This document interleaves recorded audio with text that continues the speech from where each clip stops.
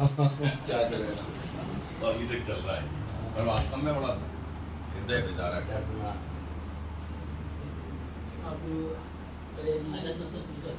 बच्चे जानते हैं, आप राहुल जी इंजीनियर राहुल जी, आप पूरे इंस्टीट्यूट में चलाते हैं और बड़ी आदमी का पूरा कई बच्चे, हालांकि क्या बताऊँ, उनका पूरी कई बच्चे मतलब ऊंचाइयों पर गए हैं और इंस्टीट्यूट का नाम किया है और वह सभी प्रोफेसर लेके आते हैं, इसमें सभी समुदाय के आते हैं टोटल फ्री ऑफ कॉस्ट है, इसमें तो हम चार्जेस नहीं लेते हैं ज़्यादा, किसी बच्चे से कोई भी हिडन चार्जेस नहीं। अच्छा, टोटल फ्री ऑफ कॉस्ट है। तो फिर व्यवस्था है एक्चुअली क्या सर, एजुकेशन को क्योंकि आप तो राष्ट्रीय कवि हैं, आपने बहुत बड़े मंचों पर अपनी बात को रखी है, लेकिन मैंने देखा है कि भारत की आज़ादी के बाद शिक्षा व चिकित्सा एक इंसान की रीढ़ की हड्डी है और इसी पर अपन फोकस नहीं करेंगे क्योंकि इन दोनों में बहुत लोगों ने बहुत बड़ा व्यापारीकरण कर रखा है। व्यापारीकरण करना चाहिए, लेकिन लोगों की मूल भाव भी यही है क्योंकि बीमारी में हर इंसान आगे बढ़ नहीं पा रहा है और दूसरा है शिक्षा में बहुत सारे लोगों के सपने होते हैं। तो हमने देखा है कि कंपटीशन में जो बच्चा प्रिपरेशन करता है, स्पेशल गांव वाले बच्चे, उनके पास पहला तो लैक ऑफ नॉलेज की कमी और दूसरा लैक ऑफ मनी, पैसों की इतनी दिक्कत है कि वो हो सकता है आने वाले टाइम में आगे नहीं बढ़ पाए। तो 2017 से हमने ज्ञान ज्योति निःशुल्क कोचिंग संस्थान की शुरुआत की। 39,600 बच्चे हमने अब तक इस संस्थान के माध्यम से पढ़ाए हैं, जिसमें बिना 1 रुपया लिए बच्चे को हमने हमारा जितना नॉलेज हो पाया, 22 टीचर इसमें जुड़े हैं जो टोटल फ्री ऑफ कॉस्ट सेवाएं देते हैं। वो लोग वो हैं जो कहीं भी गवर्नमेंट नौकरी में है, गवर्नमेंट नौकरी में नहीं है, प्राइवेट कहीं 5-6 घंटे पढ़ा रहा है, 1 घंटा अपना देते हैं। तो कहीं न कहीं शिक्षा में 2 तरह का खर्चा है, पहला तो टीचर का और दूसरा इंफ्रास्ट्रक्चर का। तो यहाँ का जो रेंट है बेसमेंट में लेने के पीछे ये, यदि यही हम फर्स्ट और सेकंड फ्लोर पर लें तो उसका किराया 4 गुना हो जाता है। तो बेसमेंट में लेने के पीछे हमारे पास में एक क्लास के अंदर 600 बच्चे बैठते हैं, जैसे हमें अभी इंट्रोड्यूस करूँगा। तो 600 बच्चों को एक हॉल में रोकने के लिए 70-80 हज़ार भाड़ा चाहिए और इतना बड़ा हॉल उदयपुर में कोई दे भी नहीं पाता एक सेवा के मांग से। तो महेंद्र जी से बात की, उन्होंने बोला कि चलो 20-1 हज़ार में हम देख लेंगे, 4,200 स्क्वायर फीट ये एरिया है, तो एक रिजनेबल रेट में भी हमें हॉल मिल गया। और दूसरा एक हमारा जो सेवा का पर्पज़ है, और मैं पैसिफिक यूनिवर्सिटी के अंदर जॉब करता हूँ 1 बजे से 5:30 बजे तक, तो वहाँ जो सैलरी आती है वो सैलरी का 50% में यहाँ पर अपने सेवा के रूप में किराया में दिया। और अब तक किसी से लिक्विड मनी डोनेशन नहीं लिया। कोई व्यक्ति आए, जैसे भाई साहब आए, तो उन्होंने पूछा क्या चाहिए, मैंने कहा पैसा नहीं चाहिए, जो बच्चे को लगे सहयोग कर दीजिए। तो इन्होंने लास्ट टाइम लगभग 100 बच्चों को बैठने के लिए बेंचें भिजवाई, इनके मार्फत टुंडा पैलेस के जो वीरेंद्र सिंह जी हैं। तो हमारा भी वजह सर ये है कि उदयपुर शहर में अब तक ये उन लोगों तक नहीं पहुंच पाया अशोक सर कि जहां पर पहुंचना चाहिए। मतलब हमने भी कभी इसको बाहर आप पधारे होंगे तो ज्ञान ज्योति निःशुल्क कोचिंग का एक भी बोर्ड नहीं दिखेगा, लेकिन ये भीड़ ये बताती है, जब ये बच्चे निकलते हैं तो ये बताते हैं। और स्पेशल सबसे बड़ी बात हमारे यहाँ की ये कि 95% गर्ल्स पढ़ती है और लगभग 1300 बच्चे अभी हाल ही में कोचिंग ले रहे हैं अलग अलग सेगमेंट में। और उदयपुर का एकमात्र इस तरह से है कि जहाँ बच्चा सपना लेकर आए, और यदि वर्दी का सपना है तो वर्दी पहनाएंगे, उसको टीचिंग का सपना है तो टीचर लगाएंगे। अब तक 817 बच्चे गवर्नमेंट जॉब लग चुके हैं, जिनके कुछ बैनर्स और बनाने बाकी हैं अभी हाल ही में। अलग साथ में इसकी क्वालिटी एजुकेशन भी है, ये नहीं कि केवल निःशुल्क है, नहीं पर क्वालिटी भी 100%। और हमारा तो बच्चों का ध्येय यही है, तो मैं सोच रहा हूँ कि एक बार क्या शुभ नाम पूरा मेरा? राहुल मेघवाल नाम है सर, इंजीनियर राहुल जी मेघवाल। राहुल जी। हाँ, और प्रॉपर मैं सालेरा कला गांव से हूँ, मावली तहसील में आता है। तो आप कितना पवित्र संकल्प लेके नहीं, आपका आशीर्वाद है। और आपके बारे में कल सुना तो मैंने तुमको एक ही बात की, इतने बड़े राष्ट्रीय कवि हो सकता है उनको समय नहीं मिले, लेकिन मैंने कहा फिर भी मैंने कहा कि अन्य विनय करना, क्योंकि हमारे यहाँ आकर के अब ये देख रहा हूँ, मुझे बहुत पहले आ जाना चाहिए। मैंने 1-2 बार आपको अप्रोच भी की थी। समय सर के पास में समय ही नहीं था, तो वो जो क्या समय का समय के वो और जहाँ तक साधन सुविधाओं की चीजें तो आपको चिंता मत करना, कभी भी ऐसी कोई चीज हो आप एक बार बताओ। मैं बच्चों से पूरा रूबरू करवा देते हैं सर, ये सब वही चिंता।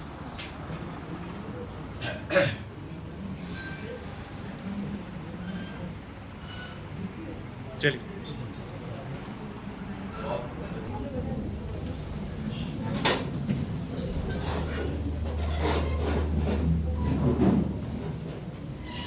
हमारे बीच में बड़ा गर्व का विषय है कि जिन लोगों को लोग सुनने आते हैं, और राजस्थान ही नहीं पूरे भारत में, और भारत ही नहीं भारत के बाहर विदेशों में भी अपनी अपने बात को लोगों तक पहुंचाना। ऐसे हमारे बीच में अंतर्राष्ट्रीय कवि आजाद शत्रु जी एक बार हमारे बीच में, एक बार भाई साहब के बारे में से मैं मेरे शब्दों से क्या कहूँ, क्योंकि भाई साहब को सुनने के लिए न जाने हजारों नहीं लाखों की संख्या में लोग भीड़ इकट्ठी होती है।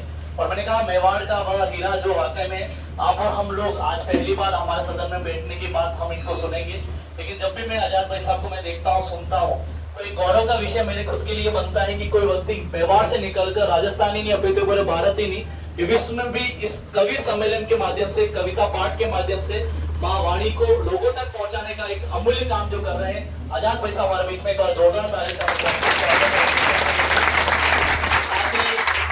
हम जिस संस्कृति को पढ़ते हैं और जहां पर इससे पहले आपके पूरे सदन में काफी बच्चों को नवलखा महल में हमने आप सभी को विजिट कराया, वहाँ के आपने 16 संस्कार देखे, वहाँ की जो गतिविधि देखी, वहाँ का कल्चर को देखा।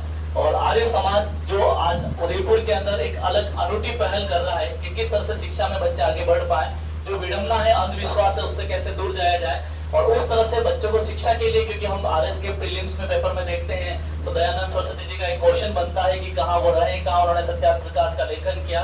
और आर्य समाज के अभी उदयपुर के अध्यक्ष महोदय अशोक जी आज हमारे बीच में एक बार जोरदार तालियों से स्वागत है। साथ ही हमारा विनोद जी राठौर साहब हमारे बीच में एक बार जोरदार तालियों से स्वागत है।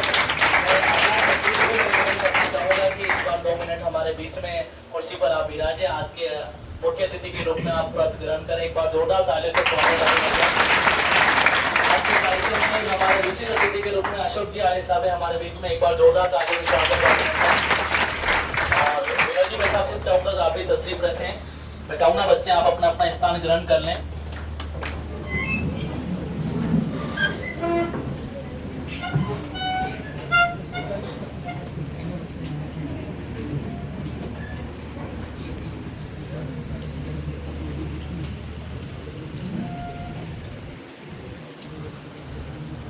जैसे कि आप सभी को पता है कि मैंने पहले ही कहा कि क्लास के बीच में आपको कुछ समय आपका हम लेंगे।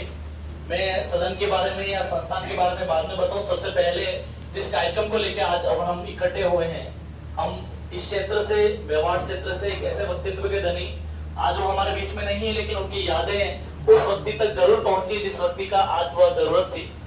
आज जिस व्यक्ति के बारे में आज हमारे बीच में सब लोग डिस्कस करेंगे, परम आदरणीय स्वर्गीय घनश्याम सिंह जी कृष्णावत साहब, वो हमारे बीच में नहीं, लेकिन उनका हमेशा सरोकार सामाजिक सेवाओं में रहा। पिछली बार भी उनके सुपुत्र विरमदेव सिंह जी यहाँ पधारे थे और आपके बीच में रूबरू हुए थे।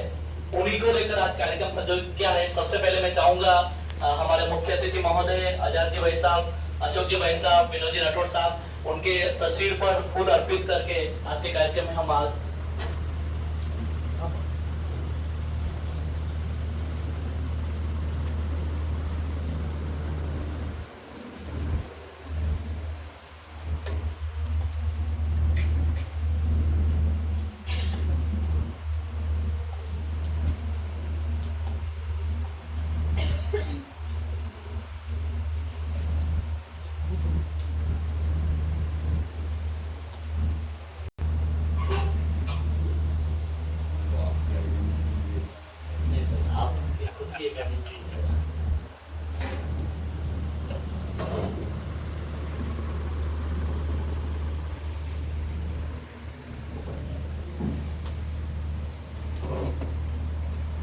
कुछ नहीं कर पाए इतने बड़े अंतर्राष्ट्रीय कवि साहब के लिए, लेकिन ये एक छोटी सी बात है कि मेवाड़ में जब कोई व्यक्ति हमारे सदन में, संसद में आता है या इस क्लास में आता है, तो मैं बड़ी बात तो नहीं कहूँ, लेकिन आपके विचारों से, आपके शब्दों के माध्यम से हमारे यहाँ के पढ़ने वाले हर एक विद्यार्थी एक अलग ही ऊर्जा लेकर जाएगा। लेकिन सबसे पहले जब भी कोई अतिथि आते हैं तो मेवाड़ की प्रथा रही अतिथि देवो भव। तो सबसे पहले मैं चाहूंगा आज के कार्यक्रम के मुख्य अतिथि महोदय परम आदरणीय आजाद शत्रु जी आए और मैं चाहूंगा सबसे पहले उनको बड़ा ऑर्डिनेट स्वागत में अभिनंदन करूं।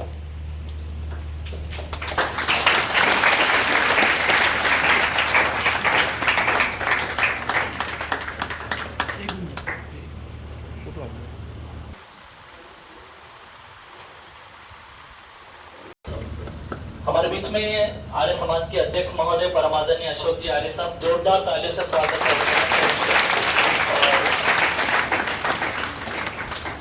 कितनी बार इच्छा थी साहब से मिलने की और पधारने की, गौरव से मैं चाहूंगा गौरव आए और विनोद जी राठौर साहब को बड़ा ऑर्डर स्वागत व अभिनंदन करें।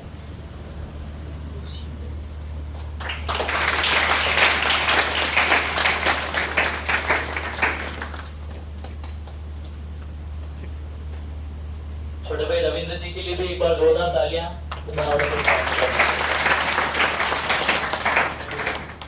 थोड़ा सा मैं परिचय, क्योंकि अशोक जी आर्य साहब से पहले 1-2 बार मिलना हुआ है।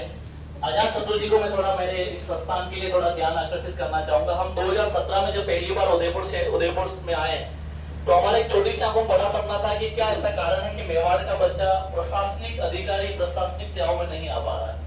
तो दो बातें मूलभूत निकल कर आई, पहला उसके पास उतना नॉलेज नहीं है, दूसरा नॉलेज होने के साथ में उसको गाइडलाइन नहीं और साथ में पैसा नहीं है।